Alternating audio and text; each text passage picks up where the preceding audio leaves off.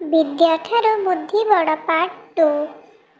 एहीपरि कथबार्ता मध्यरे सेमाने अनेक मार्ग अतिक्रम आसंते। मार्ग मध्यरे सेमाने गोटिए सिंहर अस्थिगुड़िक देखि निजर शास्त्रर करामती को प्रमाण करने जाई हाथगुड़िक खंजी एकाठी करदेले। तापरे सेमानंक मध्यरे जड़े सांग थिला सेई अस्थिगुड़िक उपरे सिंहर छालटी को पिंधाई देला। तांको मध्यरे आउ जेउ सांग जनक थिला से कहिला, देख मु मोर विद्या बलरे सिंह को जीवदान देदेवी।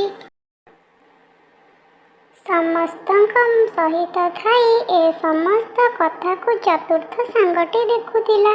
से संगे संगे कहिला, किरे तमे माने कौन पागल होई गला ना कौन?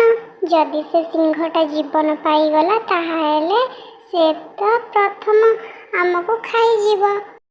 तृतीय सांगटी अति अहंकार देखाई चतुर्थ सांग को कहिला, अरे तुईटा तो गोटाए मूर्ख।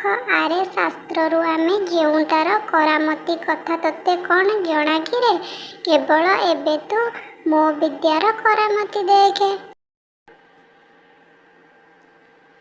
एकथा शुणी चतुर्थ सांगटी कहिला, भल कथा, मु तो गोटाए मूर्ख। तुमे माने जदि विद्या बुद्धि रे पारंगम ताहाले रह, मु आग वृक्ष को चढ़ी जाए, तापरे तू तोर शास्त्र को परीक्षा करिबु। एहा कहि चतुर्थ सांगटी संगे संगे मार्ग पार्श्वरे थिबा उच्च वृक्ष को चढ़ी।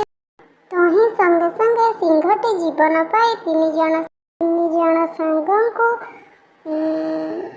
जन सांग को खाई दे जंगल मध्य को पलाई गला। किंतु चतुर्थ सांगटी बुद्धिया थिबारो वृक्ष को चढ़ी जाए निजर प्राण रक्षा कला। किंतु से घर को फेरिबा समय निर्बुद्धिया सांग तीन जनक कथा मन पकई खूब दुख कला।